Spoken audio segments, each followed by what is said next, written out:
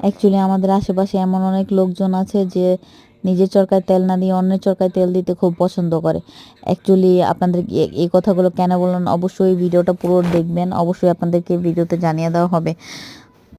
তো আমরা সন্ধ্যাবেলা চলে গিয়েছিলাম সুপার শপে। তো আমাদের এখানে কিছু গ্রোসারি আইটেম লাগবে, তো এগুলো নিতে। তো আমরা এখন বাজার করে নিচ্ছিলাম, হালকা পাতলা একটা ট্রলি নিয়ে নিলাম।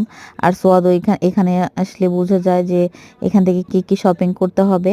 এই জন্য ওর জন্য ও আলাদা একটা ট্রলি নিয়ে নিয়েছিল, ওর মতো বাজার করছে। আমি অবশ্য ওকে চোখে চোখে রাখছিলাম, কারণ যেহেতু এখানে অনেক মানুষ ছিল, কারণ বলা যায় না আজকালকার জামানা যে খারাপ। তো যাই হোক, তো এখন ভিডিওটা পুরোটা আপনাদেরকে শেয়ার।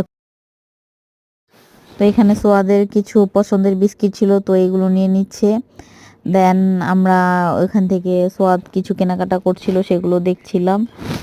তো যেহেতু আমাদের আশেপাশে দেখবেন যে কিছু আত্মীয় স্বজন থাকে যারা আর কি নিজের ঘরে কি হচ্ছে না হচ্ছে সেগুলো না দেখে অন্যের ঘরে কি হচ্ছে না হচ্ছে সেগুলো দেখতে বেশি পছন্দ করে। তো আপনারা চেষ্টা করবেন অবশ্যই এইসব লোকদের থেকে দূরে থাকার জন্য। যারা যারা এরকম লোকজনকে মানে আপনারা এরকম ফেস হয়েছেন, তারা অবশ্যই কমেন্ট করে জানাবেন। তো এই যে সোয়াদ নিয়ে এসে বলছে ট্যারাম, আমি সব কিছু কিনে ফেলছিলাম।